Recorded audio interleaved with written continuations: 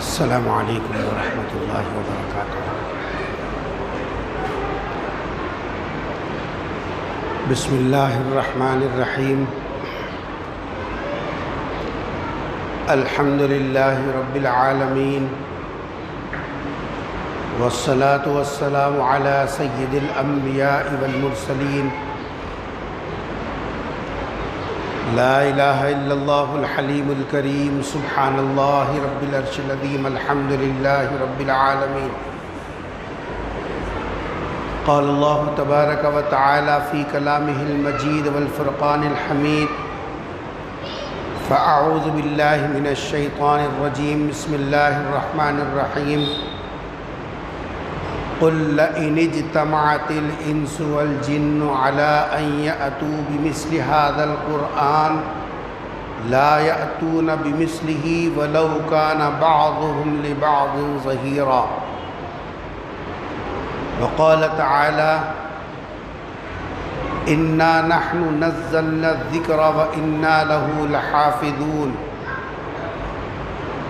وقال تعالى إن علينا جمعه وقرآنه فإذا قرأناه فاتبع قرآنه۔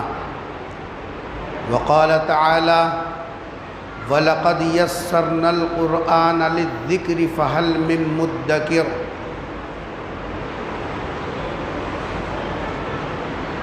صدق اللہ العظیم۔ قال النبی صلی اللہ علیہ وسلم خیرکم من تعلم القرآن وعلمہ۔ وقال النبی صلی اللہ علیہ وسلم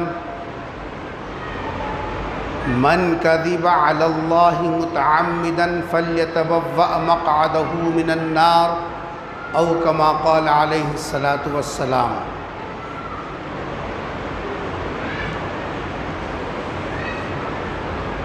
عزیزان گرامی،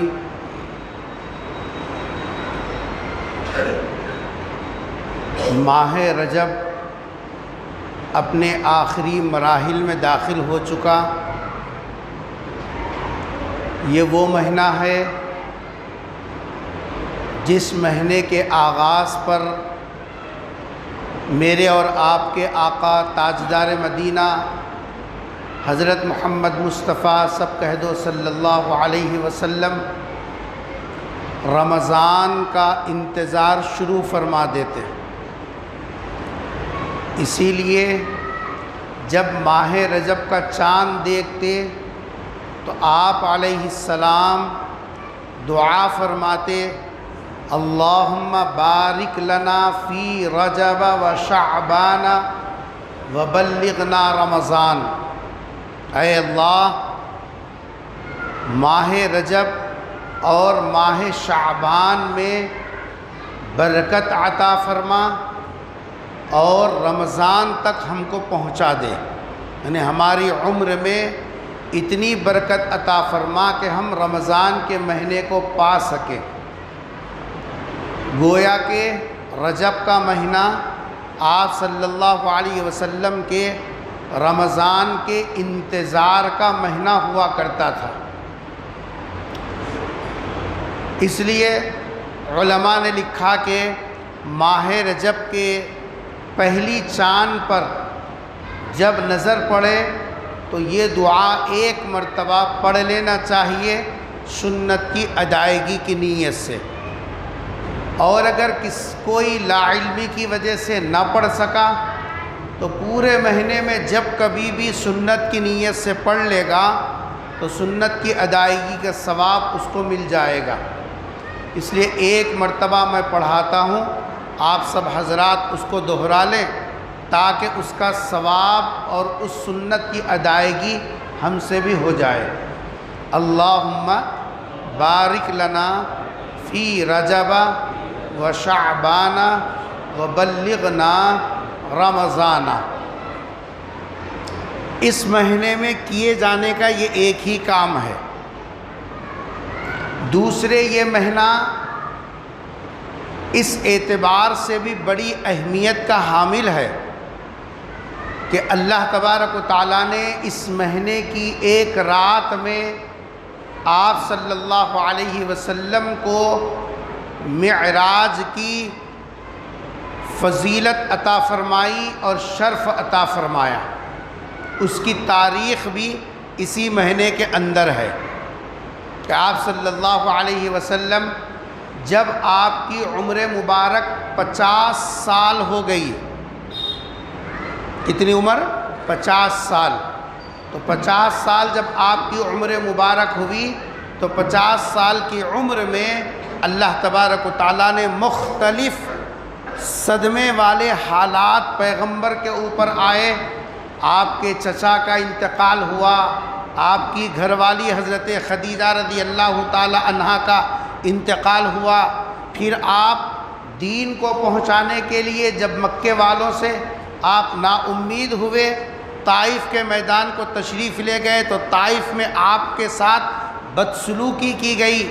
یہ سب صدمے ایک ساتھ حضور اکرم صلی اللہ علیہ وسلم پر آئے، اس لیے سرکار نے اس سال کا نام رکھا عام الحزن، غموں کا سال، کیونکہ آپ پر مسلسل صدمے آئے۔ اللہ تبارک و تعالیٰ نے پیغمبر صلی اللہ علیہ وسلم کی دلداری کے لیے آپ کو آسمانوں کا سفر کرایا، جس کو ہم معراج کہتے ہیں۔ ارادہ بھی یہی تھا کہ اس جمعہ میں اس عنوان پر کچھ باتیں آپ کے سامنے رکھی جائیں، لیکن کل سے مسلسل جو ہے سوشل میڈیا پر ایک اور چیز سننے کو مل رہی ہے کہ ایک ملعون کی طرف سے قرآن کریم اور صحابہ کرام کے بارے میں بدزبانی اور قرآن کے خلاف سپریم کورٹ کے اندر ایک مقدمے کا دائر کرنا، یہ جی صاحب جو ہے واقعہ سوشل میڈیا پر چل رہا ہے۔ میں اس کا نام لینا یہاں مناسب نہیں سمجھتا۔ جو ملعون اللہ کی ذات پر، نبی کی ذات پر، اللہ کے کلام پر، نبی کے صحابہ پر اعتماد نہ رکھتا ہو، ایسے ملعون کا نام زبان سے لینا یہ صاحب یہ مناسب بھی نہیں ہے۔ یہ بات تو طے ہے، اسلام حق پر ہے، اور جو حق پر ہوتا ہے لوگ اس کو برداشت نہیں کر سکتے۔ بھوکنے والے بہت زیادہ بھوکتے ہیں، اس زمانے میں بھی بھوکے اور قیامت تک بھوکتے رہیں گے۔ ستیزہ کار رہا ہے ازل سے تا امروز، شروع سے لے کے آج تک بھی اسلام سے ٹکرانے والے، اسلام پر کیچڑ اچھالنے والے، کبھی اپنے کبھی پرائے، کبھی اندرون خانہ کبھی بیرون خانہ، جی صاحب جو ہے یہ ہر زمانے میں لگا رہا۔ سوال یہ نہیں ہے کہ بھوکنے والے ہیں، سوال یہ نہیں ہے، بھوکنے والے تو رہیں گے۔ سوال یہ ہے کہ جب اس طریقے سے کوئی بھوکے، اسلام پر کیچڑ اچھالے، اللہ پر، اللہ کی کتاب پر، نبی پر اور نبی کے صحابہ پر اگر وہ اعتماد کا اظہار نہیں کرتا اور وہ یہ کہتا کہ مجھے اعتماد نہیں ہے، تو ایسی باتوں کا فیس کرنا، ایسی باتوں کا مقابلہ کرنا اور ایسی باتوں کا جواب دینا، اس کی کیپیسٹی ہمارے اندر ہے یا نہیں ہے، یہ ہماری ضرورت ہے۔ ہم یہ کہہ کر اپنا دامن تو جھاڑ لے سکتے ہیں، جی پاگل ہے، بکواس کر رہا، اس کی طرف کیا توجہ کرنا، بس ختم ہو گئی بات۔ یہ تو عام آدمی بول سکتا ہے، لیکن سرکار دو عالم صلی اللہ علیہ وسلم کے غلام ہونے کی حیثیت سے ہم میں سے ہر ایک کی ذمہ داری ہے کہ ایسی بکواس کرنے والوں کا جیسا باضابطہ مقابلہ کرے اور اپنے اندر جھانک کر دیکھے کہ ایسے حالات اب بھی پیش آ رہے ہیں، پیچھے بھی پیش آئے تھے اور آئندہ بھی پیش آتے رہیں گے۔ تو ان حالات سے مقابلہ کرنے کی ہمارے اندر کتنی سکت ہے، ہم نے اپنے آپ کو اس کے لیے کتنا تیار کیا، ہم اس کے لیے اس کا جواب دینے کے موقف میں ہے یا نہیں ہے؟ یہ ہے اصل سوال۔ جن لوگوں نے بھی وہ کلپ سنی، اس کے اندر اس ملعون نے یہ کہا کہ قرآن کے 26 آیتوں کے بارے میں اس نے سپریم کورٹ کے اندر عرضی داخل کی کہ قرآن کے اندر سے یہ 26 آیتیں نکال دی جائیں۔ سن رہے ہیں آپ حضرات؟ کیا داخل کی؟ وہ تو آپ نے خود سن لیا ہے اس کے اوپر، لیکن میں تو اس لیے دہرا رہا ہوں، نقل کفر کفر نباشت، جی کفر کی باتوں کو نقل کرنا سمجھانے کے لیے کفر نہیں ہے، ورنہ تو وہ الفاظ ہم اپنی زبان سے بھی نہیں نکال سکتے، جی صاحب خواب میں بھی ہم نہیں سوچ سکتے کہ ہم ایسے جملے استعمال کر سکیں۔ اس نے کہا کہ قرآن کے اندر 26 آیتوں کو قرآن سے نکال دینا چاہیے، اور اس کی وجہ اس نے یہ بتائی، حضرت ابو بکر، حضرت عمر کے بعد حضرت عثمان، ان تینوں خلفائے راشدین نے اپنے زمانے خلافت میں، یہ بچوں کو کہ خاموش تو بٹھاؤ اللہ کے بندوں،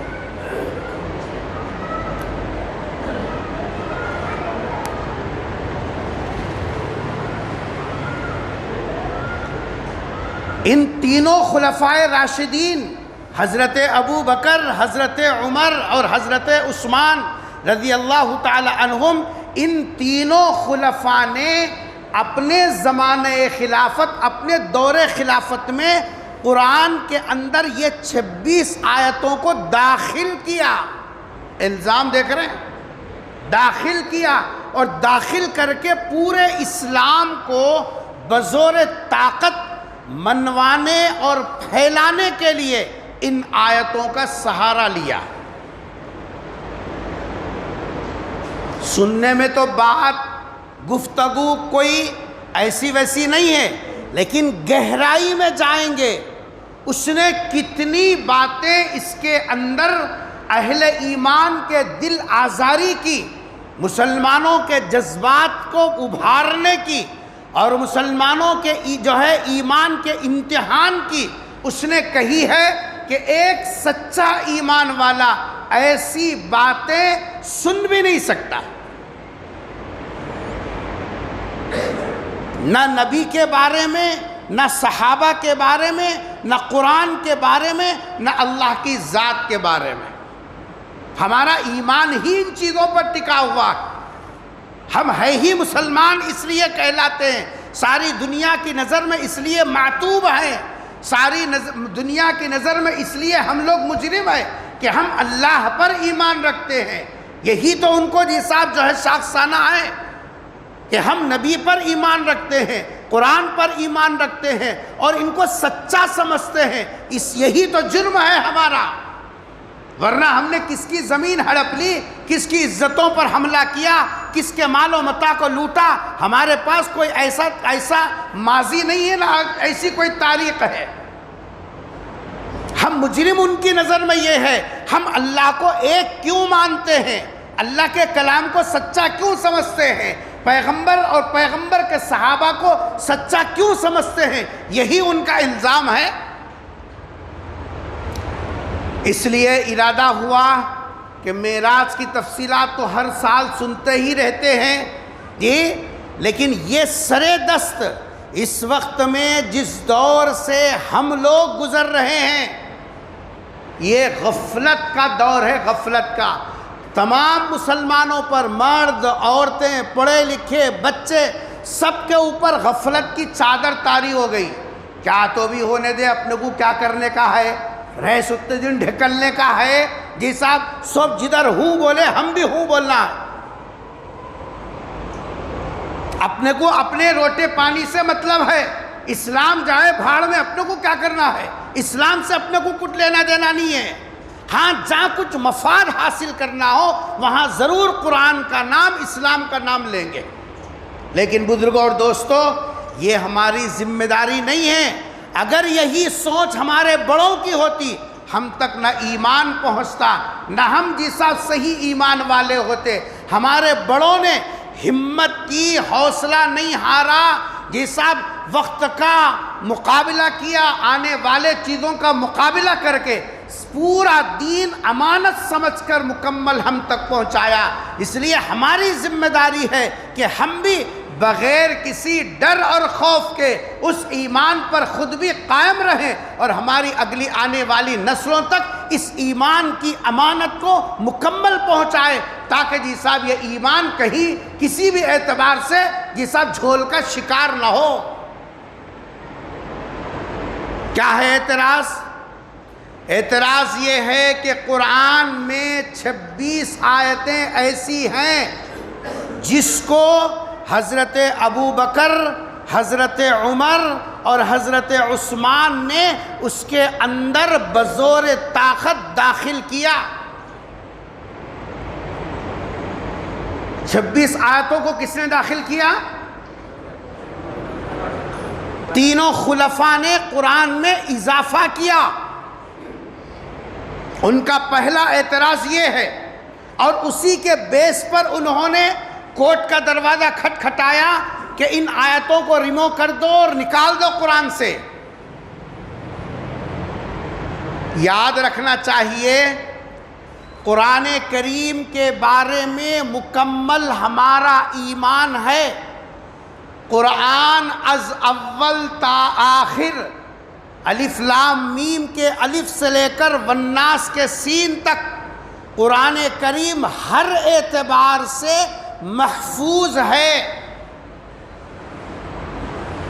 خود قرآن نے اپنے اندر قرآن کے بارے میں ایسی پیشن گوئیاں کی، اگر ہم قرآن پڑھتے، قرآن کریم کے مضامین کو سمجھتے، تو ہمارا ایمان بھی ایسی باتیں سننے کے بعد مزید مضبوط ہو جاتا اور ہمارا ایمان بڑھ جاتا، اور ہم یہ کہتے دل سے کہ ہم جو چل رہے ہیں بالکل سچے چل رہے ہیں، یہ تو بھونکنے والے ہر زمانے میں بھونکتے رہے۔ قرآن کریم سے متعلق سب سے پہلی بات یہ ذہن میں رکھنا چاہیے کہ قرآن کریم جیسا کلام میٹر پوری دنیا میں نہ نبی کے دور میں کوئی بنا سکے، نہ قیامت کی صبح تک کوئی بنا سکتا ہے۔ یہ قرآن کا چیلنج ہے۔ سورہ بنی اسرائیل کی آیت نمبر 88 میں نے آپ کو خطبے میں پڑھی۔ اللہ تبارک و تعالیٰ کیا فرما رہے ہیں؟ قُلْ لَئِنِ اجْتَمَعَتِ الْإِنسُ وَالْجِنُّ عَلَىٰ أَن يَأْتُوا بِمِثْلِ هَٰذَا الْقُرْآنِ، ساری دنیا کے انسان، ساری دنیا کے جنات، چاہے وہ کوئی بھی زبان جانتے ہوں، چاہے وہ ملک کے کسی بھی حصے میں رہتے ہوں، چاہے ان کی کوئی بھی تہذیب ہو، یہ ساری دنیا کی انسانیت اور سارے دنیا کے جنات یہ دونوں مل جائیں اس کام کے اوپر، ان یأتوا بمثل ھذا القرآن، یہ قرآن جیسا کوئی کلام بنا کر پیش کر سکے۔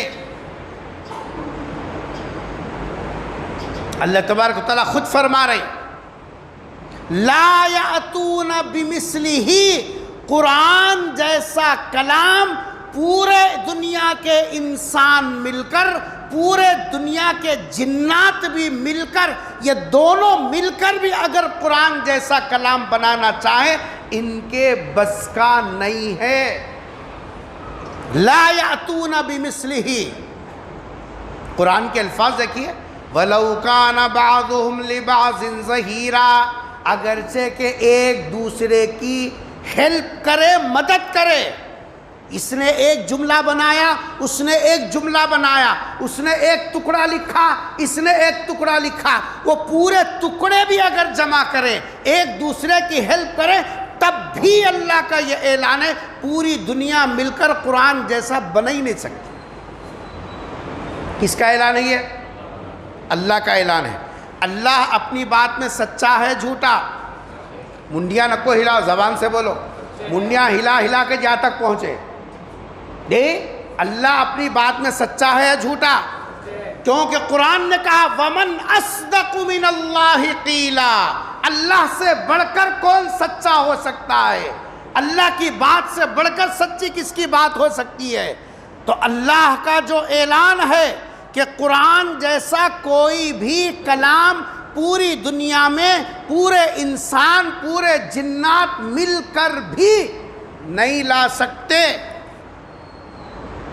یہ کیا بول رہا ملعون؟ 26 آیتیں بنا کر اس میں داخل کرے۔ اللہ بول رہے بنا نہیں سکتے، اور یہ بول رہا بنا کر داخل کرے۔ گویا کہ یہ در پردہ اللہ کو غلط ثابت کرنا چاہتا ہے کہ اللہ کا کہا ہوا غلط ہے، کہ اللہ یہ کہہ رہا ہے پورے انسان اور جنات مل کر بھی نہیں لا سکتے، اور اس کا دعویٰ یہ ہے کہ ایک نہیں، دو نہیں، تین نہیں، 26 آیتیں اس کے اندر داخل کیے جو دہشت گردی کو بڑھاوا دے رہے ہیں۔ اللہ کی بات سچی ہے کہ اس کا دعویٰ سچا ہے؟ یہ جھوٹا ہے، کیونکہ اللہ کی بات اس سے زیادہ سچی کوئی بات نہیں ہو سکتی۔ اللہ کی بات کی سچائی میں ایک سیکنڈ کے لیے بھی اگر کوئی شک بھی کرے گا دائرہ ایمان سے نکل جائے گا، دائرہ ایمان سے نکل جائے گا۔ پھر یہ کہنا کہ 26 آیتیں انہوں نے جس اب قرآن میں داخل کی، ابو بکر، حضرت عمر، حضرت عثمان قرآن میں داخل کی، اس کا مطلب یہ ہے یہ لوگ بنا سکے۔ تاریخ پر اگر نظر ہوتی کبھی کوئی ایسا جملہ نہیں بولتا۔ یہ تو پیچھے سے جن کا ہاتھ ہوتا ہے ان کی بات ہوتی ہے، زبان ان کی ہوتی ہے، بس یہ خالی بکتے رہتے ہیں، ان کو حقیقت کا کچھ پتہ نہیں جی ہے۔ پیغمبر صلی اللہ علیہ وسلم کے دور میں ایسے شعراء گزرے زمانے جاہلیت میں۔ ایک شاعر تھا امرؤ القیس، ایسا عربی بولنے والا، اس کی زبان سے اگر کوئی شعر نکلتا، شعر بول تو سمجھے وہ سا پنجے والا، ہاں غنیمت ہے، جو شعر وہ لکھتا اس کی قیمت کا اندازہ لگاؤ کتنا ادب کے اعتبار سے، گرامر کے اعتبار سے، میسج کے اعتبار سے، مضمون کے اعتبار سے اتنا قیمتی ہوتا کہ ہرن کی جھلی پر سونے کے پانی سے وہ لکھ دیا جاتا۔ اندازہ لگاؤ۔ اور ایسے شعراء بھی تھے عرب کے اندر، کہتے ہیں کہ اس کی زبان سے کوئی شعر نکلا، لکھنے کے لیے سیاہی نہ ہو، لکھنے کے لیے سیاہی نہ ہو، اور لکھنے کے لیے کوئی چیز نہ ہو۔ اس زمانے میں پتھر پر، ہرن کی جلی پر، چمڑے پر یہ سب لکھا کرتے تھے۔ اگر لکھنے کے لیے کوئی چیز میسر نہ ہو تو کہتے تھے خنجر کی نوک سے گردن کے اوپر بھی اگر وہ شعر لکھنے کی نوبت آ جائے، شعر مس نہیں کرنا، لکھ لینا، وہ پھر نہیں ملتا۔ کیسی اونچی مہارت تھی زبان کے اوپر، لینگویج کے اوپر، ایسی مہارت اور ایسا پرفیکٹ وہ بولا کرتے تھے کہ لوگ ان کی قدر میں سونے کے پانی سے اس کو نوٹ کر لیتے تھے۔ لیکن قرآن کریم نے ان سے کہا 10 سورتیں تو دور کی بات ہے، ایک سورت تو دور کی بات ہے، ایک آیت قرآن جیسی پیغمبر کی زندگی میں ایسی بہترین صلاحیت رکھنے والوں سے چیلنج کیا کہ جی صاحب تم ذرا ایک آیت اس جیسی لکھ کے بتاؤ۔ جن کی زبان سے ایسی عربی نکلتی سونے کے پانی سے لکھا کرتے، اور جن کے بارے میں یہ خیال تھا کہ خنجر کی نوک سے پیٹھ کے اوپر بھی لکھ لینا پڑے، لکھ لینا لیکن چھوڑنا نہیں۔ ویسے کامل، ویسے باصلاحیت، ویسے ادب رکھنے والی یہ سب شخصیات بھی قرآن کی ایک آیت نبی کے دور میں بھی نہیں لکھ سکی۔ آج کے دور میں اب جس دور سے ہم گزر رہے ہیں، لٹریچر کا دور ہے، پرنٹ میڈیا کا دور ہے، یہ سب لکھنے کا دور ہے، ہر آدمی اپنے اعتبار سے لکھ رہا ہے، جی صاحب ہزاروں میگزینس، ہزاروں جی صاحب جو ہے روزنامے اور ہفتے واری آج بھی نکل رہے ہیں، کروڑوں کا پیسہ اس کے اوپر لگا رہے ہیں، آج بھی کوئی ایک ایسا نہیں ہے جو قرآن جیسی کوئی ایک آیت لکھ کر پیش کر سکے۔ پھر سوچو اس کا یہ کہنا کہ ایک دو نہیں 26 آیتیں لکھ چکے، اللہ کے کلام کو جھٹلانا ہے، قرآن کی اللہ کی بات کو کمزور بتانا ہے، اور یہ اپنی زبان سے کہہ رہا کہ 26 آیتیں قرآن کریم کے اندر ان لوگوں نے داخل کی۔ دوسری بات غور سے سنیے، قرآن کی پہلی بات جو میں نے بتائی وہ یہ کہ قرآن کی نظیر قیامت تک کوئی پیش نہیں کر سکتا۔ دوسری بات یہ ہے کہ قرآن کریم اپنی ترتیب کے اعتبار سے، اپنی تدوین کے اعتبار سے، قرآن کریم ہر اعتبار سے محفوظ ہے، اور اس کی حفاظت کی ذمہ داری خود اللہ نے لی۔ قرآن میں اللہ نے کیا فرمایا؟ اِنَّا نَحْنُ نَزَّلْنَا الذِّكْرَ، اے لوگوں قرآن کو اتارنے والے بھی ہم ہی ہیں، وَإِنَّا لَهُ لَحَافِظُونَ، اس کی حفاظت کی ذمہ داری بھی ہماری ہے۔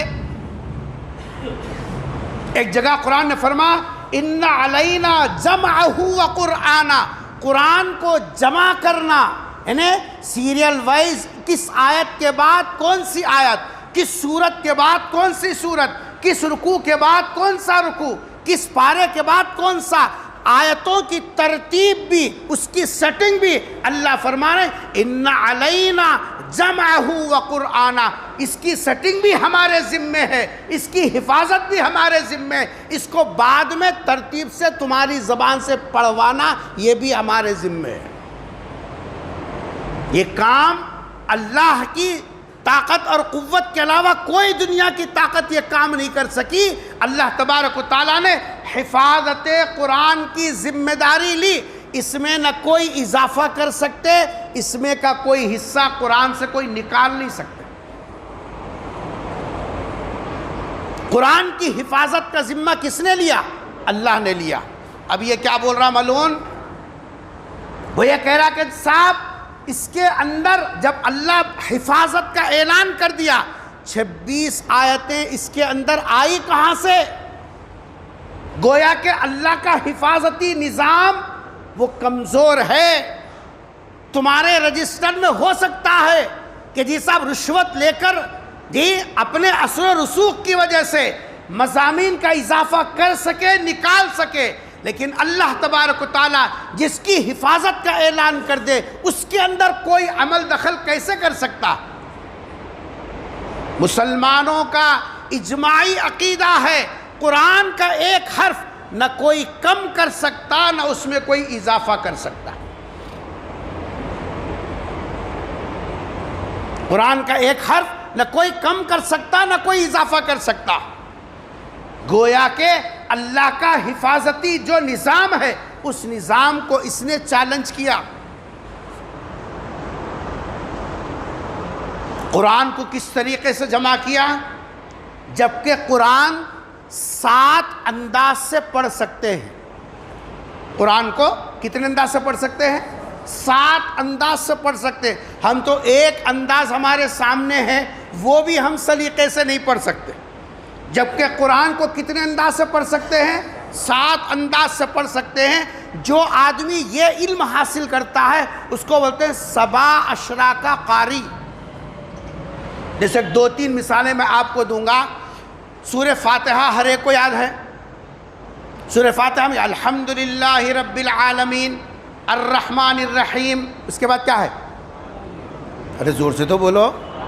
مالکی یوم، میم کو الف دے کے کھینچ کے پڑھتے ہیں مالکی۔ ایک پڑھنے کا انداز یہ ہے جو ہم پڑھتے ہیں، اس کو دوسرے طریقے سے پڑھ سکتے ہیں، مالکی، میم کو کھینچ کے نہیں پڑھنا، میم پہ خالی زبر دے کے پڑھنا، مالکی یوم الدین۔ اس طریقے سے قرآن فجر کی نماز میں قرآن پڑھا جاتا ہے سورۃ القیامہ، فلا صدق ولا صلی، سنتے ہیں فجر میں آئے تو سنیں گے نا، نہیں، فلا صدق ولا صلی ولکن کذب وتولی، یہ ہم لوگ پڑھتے ہیں قرآن میں اب ایسے ہی لکھا ہوا، اس کو دوسرے انداز سے پڑھنے کا طریقہ ہے، فلا صدق ولا صلی، فلا صدق ولا صلی ولکن کذب وتولی، مجہول پڑھنا، یہ دوسرا پڑھنے کا انداز ہے۔ ایسا قرآن کو کتنے انداز سے پڑھ سکتے ہیں؟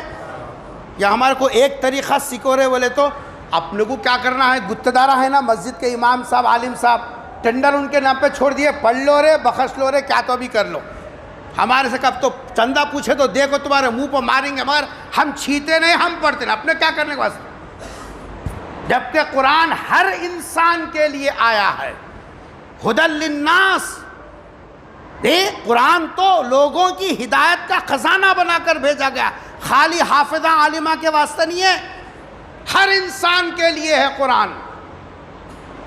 تو قرآن کریم کو جیسا اس کی حفاظت ترتیب کے اعتبار سے، تدوین کے اعتبار سے، جیسا قرآن کو اللہ تبارک و تعالیٰ نے ایسا نظام بنایا، آج تک بھی قرآن محفوظ ہے۔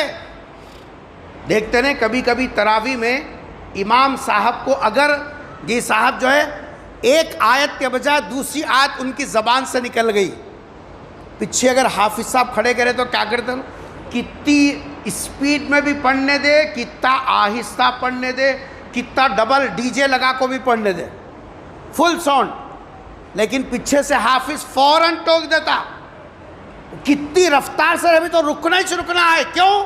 آپ نے ایک آیت ادھر کی ادھر پڑھی، ادھر کی ادھر پڑھی، پیچھے سے آدمی فوراً پکڑ لیتا۔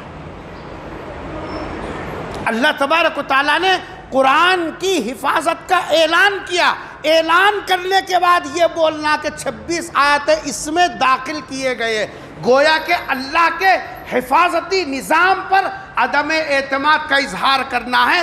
جو اللہ کے نظام پر اعتماد نہ کرے کاہے کا مسلمان، اس کے اسلام کی کیا جی صاحب حیثیت باقی رہ جاتی ہے، آپ غور کیجئے۔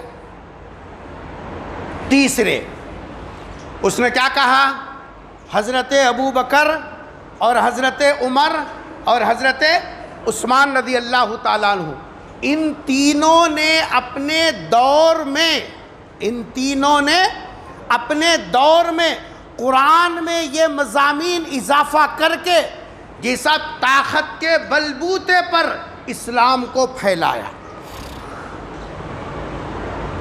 براہ راست حضرت عثمان پر بھی اس نے کیچڑ اچھالا، حضرت عمر کو بھی داغدار کیا، حضرت ابو بکر کو بھی داغدار کیا، جبکہ حضرت ابو بکر کی شخصیت کون سی ہے، یہ جن کو اللہ نے نبی کی رفاقت کے لیے ہمیشہ کے واسطے منتخب کر لیا۔ حضرت ابو بکر وہ شخصیت ہیں جن کو اللہ نے نبی کی اپنے محبوب کی رفاقت کے لیے ہمیشہ کے واسطے منتخب کر لیا، دنیا میں رہے تو بھی ساتھ، دنیا سے پردہ کیے تب بھی روضے میں نبی کے ساتھ میں۔ حضرت عمر اپنے نہیں، دشمنوں نے کہا اگر عمر مزید 10 سال دنیا میں حکومت کرتے تو پوری دنیا اسلام کے پرچم کے تلے آ جاتی تھی۔ ان کا ٹارگٹ ابو بکر بھی نہیں ہے، ان کا ٹارگٹ حضرت عمر بھی نہیں ہے، اصل میں ان کا ٹارگٹ ہے حضرت عثمان غنی، ان کو مجروح کرنا ہے، کیونکہ حضرت عثمان غنی رضی اللہ تعالیٰ عنہ کے 12 سال میں آخر کے 6 سال میں بہت زیادہ لڑائیاں ہوئی، بہت زیادہ گڑبڑیں ہوئی۔ حضرت عثمان سے، یہ تینوں سے بھی ان کو نفرت ہے، حضرت ابو بکر سے بھی، حضرت عمر سے بھی اور حضرت عثمان سے بھی۔ کیا کہا ان لوگوں نے، حضرت عثمان نے اپنے دور میں کیا کیا، قرآن کے اندر یہ اضافہ کیا۔ آپ کو معلوم ہونا چاہیے حضور اکرم صلی اللہ علیہ وسلم جب تک دنیا میں رہے تو ابھی میں نے آپ کو بتایا 7 انداز سے قرآن چلتا تھا. یہ قبیلے والوں کو جو اپنے حساب سے تھا وہ ایسا قرآن پڑھتے تھے, یہ قبیلے والے اپنے حساب سے قرآن پڑھتے تھے. یہ قبیلے والا کبھی وہ قبیلے سے ملا اور قرآن آپس میں سنا لیتے تو یہ بولتا کہ یہ غلط, وہ بولتا کہ یہ غلط. یہ ہو رہی تھی لڑائی. ہے تو عمر رضی اللہ تعالی عنہ دے صاحب ایک صحابی سے قرآن سنے تو انہوں نے دوسرے انداز سے قرآن پڑھا. حضرت عمر جلال میں آگے فوراً پکڑ لیا, کہا کہ تو نے قرآن غلط کیسے پڑھا؟ کہا کہ میں قرآن غلط نہیں پڑھا, میں پیغمبر سے ایسے ہی سیکھا. اب حضرت عمر اور طیش میں آ گئے, ایک تو غلط, دوسرے نبی کی طرف نسبت. فرما 2 گواہ پیش کرو نہیں تو کھال اکھاڑ دیتا, کیونکہ یہ مسئلہ قرآن کا تھا. چنانچہ وہ دونوں نبی کی خدمت میں پہنچے, ان کے نہیں. ڈائریکٹ کہاں چلے گئے؟ پیغمبر صلی اللہ علیہ وسلم کے پاس گئے. ہے تو عمر نے کہا کہ اللہ کے رسول یہ قرآن غلط پڑھتا ہے. حضور اکرم صلی اللہ علیہ وسلم نے فرمایا ٹھیک ہے ذرا قرآن سناؤ. جو آیت پڑھے تھے جس میں دونوں کی لڑائی وہ بھی سناؤ. انہوں نے وہ ویسے ہی سنا جیسے کہ حضرت عمر نے سنا. حضور اکرم صلی اللہ علیہ وسلم نے فرمایا ہاکذا انزلت, قرآن تو ایسی اترا. اب حضرت عمر پریشان ہو گئے. حضور نے فرمایا عمر تم سناؤ. اب انہوں تو الگ انداز سے سنا تھے, تم الگ سناؤ. تو اب جب حضرت عمر سنا, انہوں جیسا سنے تھے یاد کرے تھے وہ دوسری لغت میں تھا. حضور نے فرمایا ہاکذا انزلت. حضرت عمر نے کہا کہ اللہ کے رسول میرے کو تو ایسا یاد کرائے اور آپ ان کو ایسا یاد کرائے. اس موقع پر حضور اکرم صلی اللہ علیہ وسلم نے فرمایا تھا کہ قرآن 7 لغتوں پر اترا ہے. کتنے لغتوں پر؟ 7 پڑھنے کا انداز ہے. لیکن یہ ایک دن کا مسئلہ نہیں, یہ تو آگے چل کر نبی ہے مسئلہ تباہ, لیکن آگے چل کر تو دور تک اسلام پھیلے گا, لوگ ایک دوسرے کو کافر بولیں گے. اس ضرورت کے پیش نظر حضرت ابو بکر کے دور میں بھی باتیں چلی, حضرت عمر کے دور میں تو ایسے واقعات زیادہ ہوئے. حضرت عثمان غنی رضی اللہ تعالی عنہ نے دیکھا نئے لوگ ایمان میں آ رہے ہیں, قرآن اگر اس طریقے سے رہے گا تو آپس میں لڑائی جھگڑے ہوں گے. چنانچہ حضرت عثمان غنی رضی اللہ تعالی عنہ نے سب لوگوں کو اعلان کیا جس کے پاس قرآن کا جو حصہ لکھا ہوا محفوظ ہے وہ سب لاؤ. وہ سب لانے کے بعد آپ جو ہے حضرت عثمان غنی رضی اللہ تعالیٰ عنہ نے موجودہ جو قرات ہے, موجودہ جو جیسا قرآن ہے اس انداز کے قرآن کو باقی رکھا, اور اس کے بعد فرمایا دوسرے انداز سے اب قرآن نہیں پڑھنا, وہ صرف فن ہے, اہل علم پڑھ سکتے ہیں. چونکہ ان کو معلوم ہے یہاں ایسا پڑھنے کا طریقہ کیا ہے, کیوں پڑھنا چاہیے, پڑھنے سے معنی بدلیں گے نہیں بدلیں گے, لیکن تمام عام لوگوں کے لیے قرآن پڑھنے کا طریقہ اب یہ رہے گا. پھر اس کی کاپیاں بنا کر انہوں نے جی صاحب تمام جو ہے مسلمانوں کے جتنے بھی ممالک تھے سب ممالک کی جگہ بھیجا. یہ کام حضرت عثمان غنی رضی اللہ تعالیٰ عنہ نے کیا.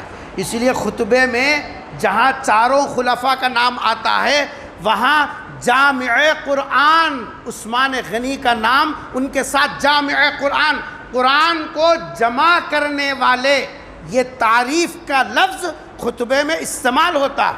ہم خطبہ بھی کہاں سنتے ہو, وہ خطبہ ختم ہوتے خود بھاگ کے دیکھو مسجد کتنی بھری ہوئی ہے, اور خطبے کے ختم میں پیچھے پلٹ کے دیکھنا کتنی بھر کو رہی تھی.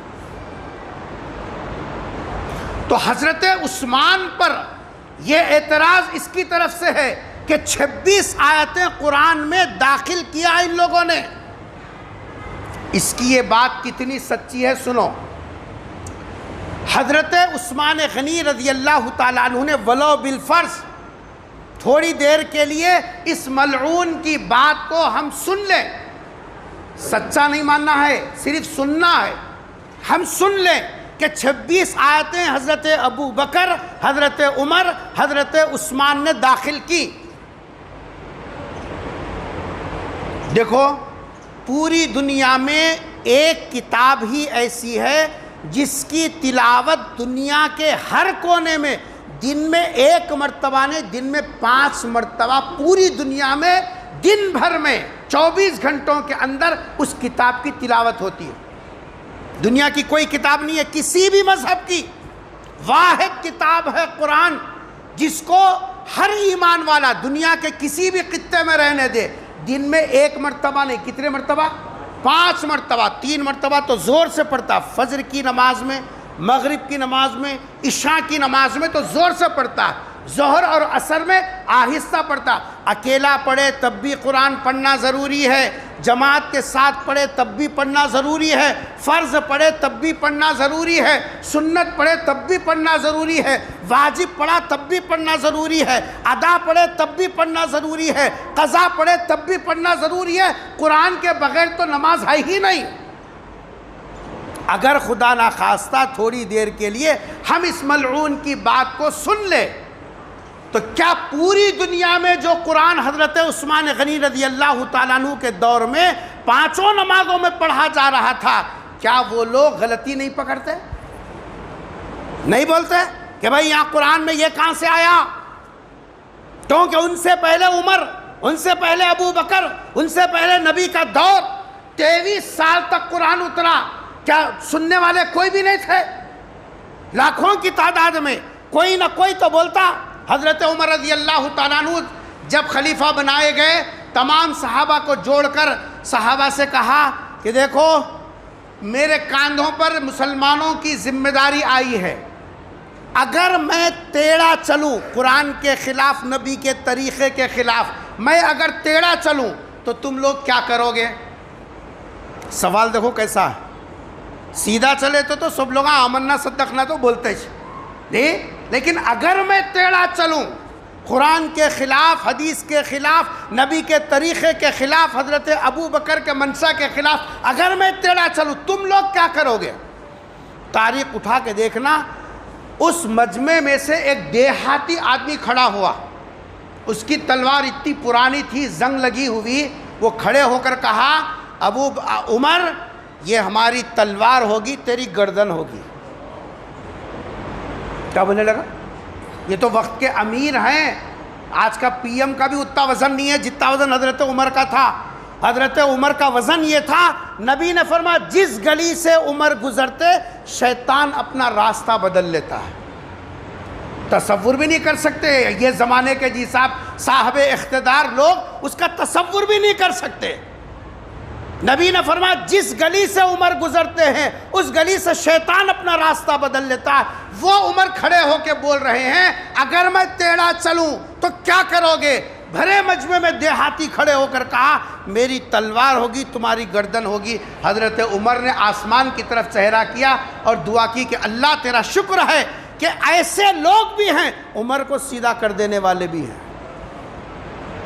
اگر عثمان، اگر حضرت عمر، اگر حضرت ابو بکر قرآن میں کچھ اضافہ کرتے، کیا یہ لوگ برداشت کرتے؟ صحابہ کرام اس کو قبول کرتے؟ یہ تو خالی صرف مثال میں صرف پوچھے تو کھڑے ہو کر تلوار بتا دی اور کہہ دیا اگر سیدھا نہیں چلو گے تو تمہاری گردن ہوگی، ہماری تلوار ہوگی۔ وہ قرآن میں اضافے کو کیسا برداشت کریں گے؟ گویا تم نے صحابہ پر الزام لگایا، در پردہ تمہاری زبان صحابہ کے اعتماد کو مجروح کر رہی ہے کہ عثمان اور ابو بکر و عمر نے 26 آیتیں قرآن میں داخل کی اور اس کے بعد کوئی بھی کچھ نہیں بولا، سب خالی سنتے رہے، پڑھتے رہے۔ کتنا بڑا الزام ہے صحابہ کے بارے میں، جبکہ صحابہ کے بارے میں قرآن کہتا اولئک ھم الصادقون، دنیا میں اگر کوئی سچے لوگوں کو دیکھنا ہے تو وہ صحابہ کی جماعت ہے۔ اور نبی نے فرمایا صحابہ ستاروں کے مانند ہے، ان میں سے تم جن کی بھی اقتدا کرو گے ہدایت پا جاؤ گے، یہ کبھی گمراہ نہیں ہو سکتے چونکہ ان کی تربیت نبی نے کی براہ راست۔ تو پہلی چیز قرآن میں ولو بالفرض حضرت عثمان اضافہ کرتے تو دن میں تو ایک دن اماس کو پنم کو پڑھتے ہیں، مول صاحب بولے تو کس کو تو بھی ذہن میں ہے کہ نہیں ہے کہ بول کو بول سکتے تھے، یا تو روزانہ 1 مرتبہ نہیں، کتنے مرتبہ؟ 5 مرتبہ پڑھنا ہے، اور اکیلا آدمی نہیں پڑھنے والا، خالی مول صاحب پڑھنا، دوسرے سب خالی سننے کا ہے، ایسا نہیں ہے۔ ہر مسلمان قرآن، مرد ہو، عورت ہو، نماز میں ہو، خالی ہو، قرآن پڑھ رہا ہے۔ اگر اضافہ ہوتا کیا مسلمان خاموش بیٹھتے؟ معلوم یہ ہوا یہ حضرت عثمان پر نہیں بلکہ تینوں خلفاء پر الزام اور بہتان لگانا ہے۔ آگے چلیے، حضرت عثمان غنی تھوڑی دیر کے واسطے ان کی بات سن لیں، مان لیں نہیں، الفاظ کے ہیر پیچ کا دور ہے یہ۔ تھوڑی دیر کے واسطے ہم سن لیں کہ 26 آیتیں انہوں نے داخل کی۔ کن کن لوگوں نے نام لیا؟ آپ سنیے کلپ۔ نام لیا کس کا؟ حضرت ابو بکر کا۔ نام لیا کس کا؟ حضرت عمر کا۔ نام لیا کس کا؟ حضرت عثمان کا۔ بھئی ہمارے چاروں خلفاء ہیں نا، ہے نا؟ بولو چوتھے خلیفہ کا نام کیا ہے؟ حضرت علی۔ پہلے خلیفہ کا نام حضرت ابو بکر۔ حضرت بولنا جی، ہاں وہ کوئی اونے بونے نہیں ہے وہ۔ حضرت ابو بکر کا رتبہ تو اتنا اونچا ہے، معراج میں جب حضرت جبرائیل سدرۃ المنتہا کے پاس رک گئے اور آگے جب چلے گئے، جی اللہ کے دربار کے قریب میں گئے، تو وہاں جو اللہ کی آواز سنی حضور اکرم صلی اللہ علیہ وسلم نے، وہ حضرت ابو بکر کی آواز میں سنی۔ اللہ کی آواز کون سی زبان میں سنی؟ حضرت ابو بکر کی آواز میں سنی۔ سرکار تھوڑی دیر کے لیے تو سٹپٹا گئے کہ جی صاحب ابو بکر تو وہاں مکے میں ہے، یہ یہاں کہاں؟ یہاں تو جبرائیل بھی نہیں آ سکتا، یہاں تو آواز کس کی آ رہی ہے؟ حضرت ابو بکر۔ کیا مقام ہے، کیا مقام ہے حضرت ابو بکر کا؟ اس لیے حضرت کے بغیر کیسا نام لیں گے ہم؟ حضرت ابو بکر، حضرت عمر اور حضرت عثمان۔ ان کے بعد چوتھے خلیفہ کا نام کیا ہے؟ حضرت علی رضی اللہ۔ تھوڑی دیر کے لیے ہم اس کی بات کو سن لیں کہ ان تینوں نے قرآن کے اندر 26 آیتیں داخل کی۔ ان کے بعد کون آئے تھے؟ حضرت علی رضی اللہ۔ ان کی ذمہ داری کیا تھی؟ اور ان کی ذمہ داری کیا تھی؟ جو ادھر غلط ہوا اس کی اصلاح کرنا۔ نام ان کا نہیں لیا، نام یہاں تک لے کے خاموش ہو گئے کہ ان لوگوں نے کیا۔ ٹھیک ہے ان لوگوں نے کیا، غلطی کی تمہارے حساب سے، انہوں کیا کرے اس کے بعد؟ ان کا کام کیا تھا؟ کرنا تھا نہیں کرنا تھا؟ حضرت علی اپنے دور خلافت میں جی صاحب جب اگر ایسا ہی تھا جیسا کہ یہ کہہ رہا ہے، تو حضرت علی رضی اللہ تعالیٰ عنہ تو جی صاحب جن کو حضور نے فرما انا مدینۃ العلم وبابها علی، میں علم کا شہر ہوں، اس کا دروازہ علی ہے، اس کا دروازہ علی ہے۔ تو حضرت علی کیا کرتے؟ حضرت علی کی ذمہ داری تھی جو غلطیاں ان لوگوں نے کی تھی نعوذ باللہ، وہ اس کی درستگی کرتے نہیں کرتے؟ حضرت علی کا نہ کرنا، سن رہا سو رہا، حضرت علی کا نہ کرنا، خاموش تسلیم کر لینا، وہی قرآن پڑھنا جو حضرت ابو بکر عمر عثمان نے پیش کیا تھا، حضرت علی کا پڑھنا اس بات کی دلیل ہے کہ ان تینوں نے جو قرآن امت کے سامنے پیش کیا وہ بلا کمی اور بیشی کے وہی قرآن تھا جو لوح محفوظ کے اندر محفوظ ہے۔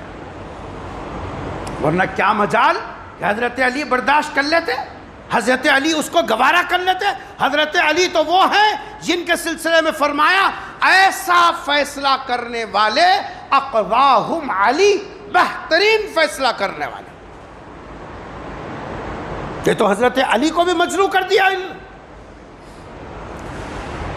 تیسری دلیل سنو، حضرت عثمان غنی رضی اللہ تعالیٰ عنہ کا دور خلافت تھا 12 سال، حضرت ابو بکر کا 2 سال 2 مہینے، حضرت عمر کا 10 سال، حضرت عثمان غنی رضی اللہ تعالیٰ عنہ کا، یہ تاریخ بوا، یہ یاد رکھنا، اس کے بغیر ہم اگلی جنریشن کو کیا سمجھائیں گے، کیا بتائیں گے؟ ہماری نوجوان نسل کو اسلام کی تاریخ کی ہوا بھی نہیں لگی، ان کو تو 24 گھنٹے چپے مل گئے، بس وہی چپوں میں پوری رات پورا دن گھومنے خالی۔ کیا ہو رہا ہے، کیا کرنا چاہیے، ایسے حالات میں کیسا فیس کرنا، کیسا ان کو جی صاحب اس کی جواب دینا، اس کی ذمہ داری کون لگا؟ ہمارے بڑوں نے محنت کی، ہم تیار ہوئے، ہم اپنی اولاد، ہم تیار رہیں گے، ہماری اولاد کو تیار کریں گے۔ آنے والے فتنے تو اس سے بھی زیادہ ہیں، آنے والے فتنے تو اس سے بھی زیادہ۔ تو حضرت عثمان غنی رضی اللہ عنہ کو دور خلافت کتنا تھا؟ 12 سال. 12 سال سے 6 سال تو بڑی عافیت کے ساتھ گزرے. آخر کے جو 6 سال تھے اس 6 سال میں خصوصیت کے ساتھ مصر کے رہنے والے لوگ حضرت عثمان غنی رضی اللہ تعالیٰ عنہ کے بعض فیصلوں کے خلاف اٹھ کھڑے ہوئے. بعض فیصلوں کے خلاف اٹھ کھڑے ہوئے. کیسا اٹھ کھڑے ہوئے؟ مصر سے مدینہ آ گیا وہ لوگ. حضرت عثمان غنی رضی اللہ تعالیٰ عنہ کے خلاف آواز بلند کی کہ تمہارا یہ فیصلہ ہم کو منظور نہیں ہے، تمہارا فلاں فیصلہ ہم کو یہ منظور نہیں ہے، ہم اس کو ہرگز نہیں مانیں گے. اس طریقے سے اتنی زیادہ حضرت عثمان کی مخالفت کی کہ حضرت عثمان کو اسی سلسلے میں شہید بھی کیا. 1 دن 2 دن نہیں، 50 دن تک پانی بند کر دیا ان کے اوپر. مسجد نبوی کے اندر پتھر مارے، آپ کو خطبہ دیتے وقت میں نیچے اتار دیا، آپ کا عصا توڑ دیا، آپ کو گھر کے اندر رکھا، 50 دن تک کھانا پانی بند کر دیا، اور اس کے بعد گھر کے اندر کود کر آپ کو جی صاحب شہید کیا گیا. یہ مخالفت تھی. کیوں؟ بعض فیصلوں سے، بعض جی صاحب کاموں سے اہل مصر مطمئن نہیں تھے. وہ صحیح تھے غلط تھے وہ بات کی بات ہے. میں کچھ اور بتانا چاہتا ہوں، لیکن اس لیکن کے بعد غور کرو. حضرت عثمان غنی کے بعض فیصلوں سے اہل مصر کو شکایت تھی، اتنی سخت مخالفت کی، حضرت عثمان کو شہید بھی کر دیا، لیکن وہ لوگ حضرت عثمان کے فیصلوں کو نہیں مانا.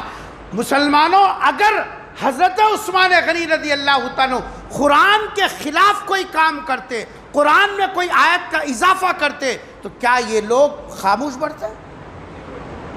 یہ لوگ خاموش بیٹھتے؟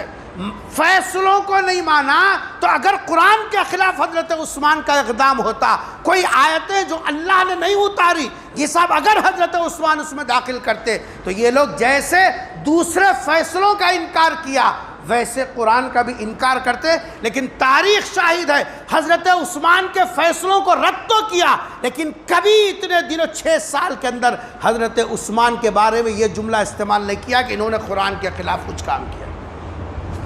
دشمن کا مان لینا اس بات کی دلیل ہے کہ حضرت عثمان نے قرآن کے جمع کرنے میں پورے انصاف کے تقاضوں کو مکمل کیا ہے. کسی بھی اعتبار سے قرآن کے اندر کوئی ایک آیت کا اضافہ نہیں کیا، ایک آیت کا بھی اضافہ نہیں کیا. پھر آج یہ کہنا کہ یہ 26 آیتیں دہشت گردی کو ہوا دے رہی ہے، جی ٹیررزم کو جی صاحب پیدا کر رہی ہے، اور مسلمان اس کا سہارا لے کر مدارس میں اس کو پڑھا کر اور جی صاحب فلاں بچوں کو اچکا جا رہا ہے.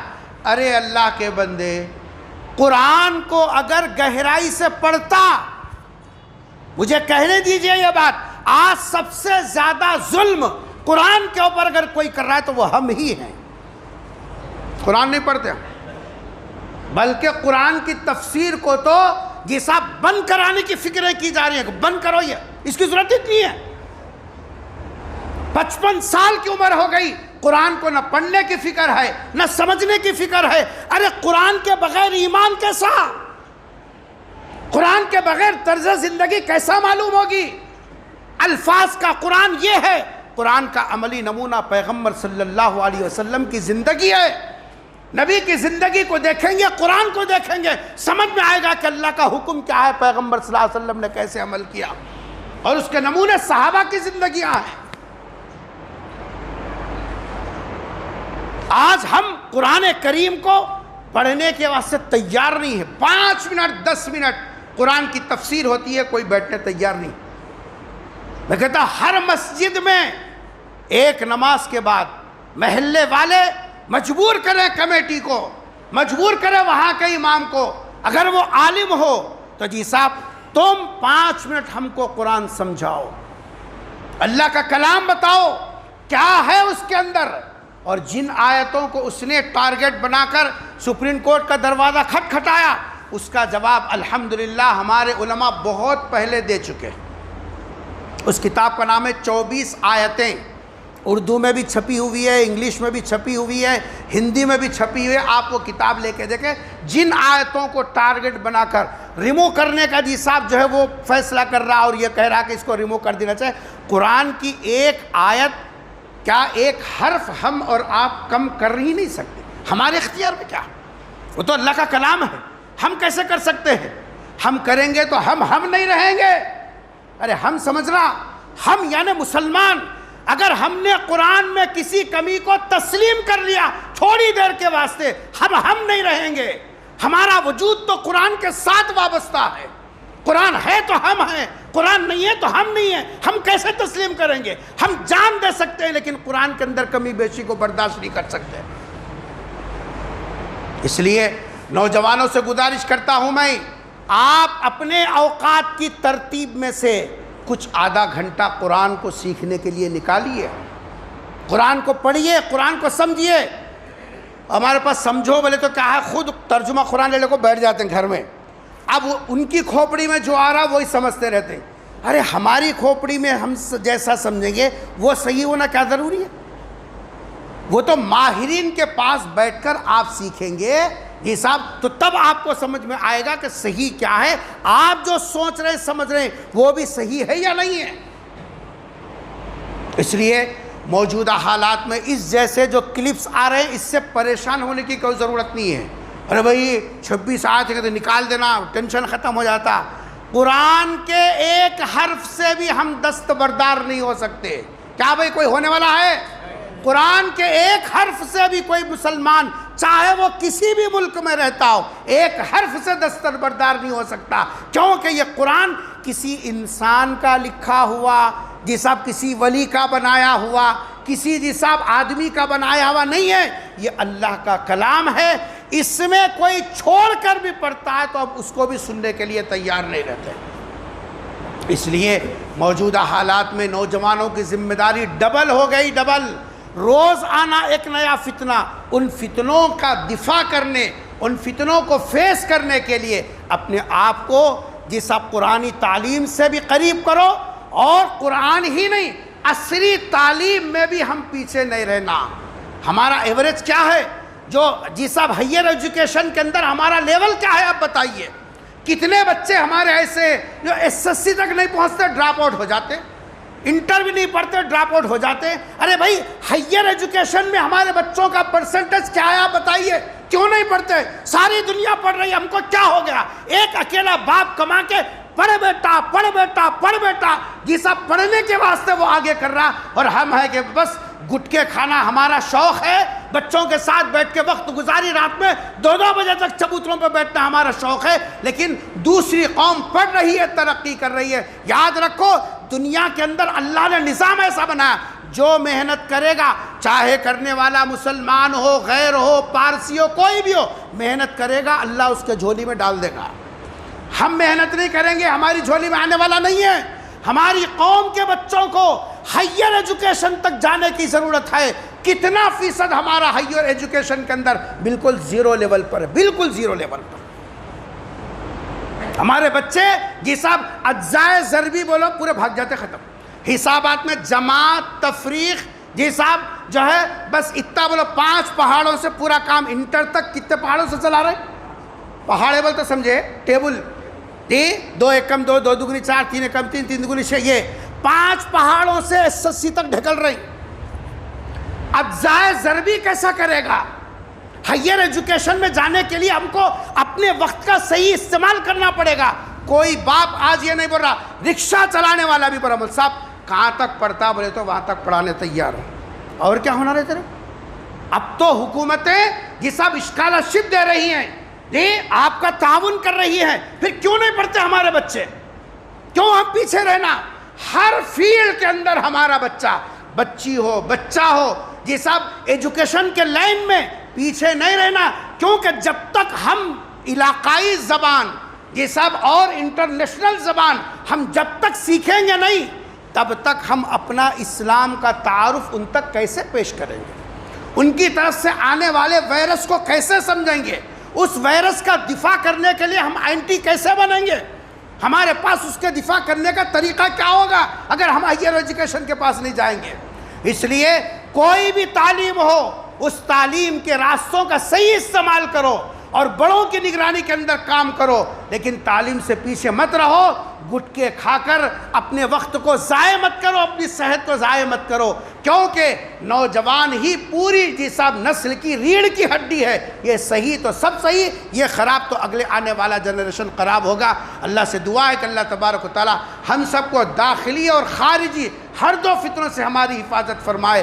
اے اللہ ہمارے گناہوں کو معاف فرما دے، ہمارے خطاؤں کو درگزر فرما دے۔ اے اللہ اسلام پر اور قرآن پر اور نبی پر اور صحابہ پر جو زبانیں چل رہی ہیں، اے اللہ ان کے مقدر میں ہدایت ہو تو ہدایت نصیب فرما، ورنہ زمین سے ان کو پاک فرما دے۔ اے اللہ ہم کو قرآن کریم سے قریب ہونے کی توفیق نصیب فرما، ان کو سیکھنے کی توفیق نصیب فرما، اس کو سمجھنے کی توفیق نصیب فرما، اس پر عمل کی توفیق نصیب فرما، اس کی اطاعت کا حق ادا کرنے کی توفیق نصیب فرما۔ اے اللہ ہر قسم کی آفتوں سے، بلاؤں سے، بیماریوں سے، مصیبتوں سے پوری امت کی حفاظت فرما۔ اے اللہ ہدایت والے اعمال پر جمنے کی توفیق نصیب فرما دے، ہم سب کو اپنے دربار میں اپنے محبوب بندوں میں شامل فرما لیجئے۔ رب اغفر وارحم وانت خیر الراحمین۔ سبحان ربک رب العزت عما یصفون وسلام علی المرسلین والحمد للہ رب العالمین۔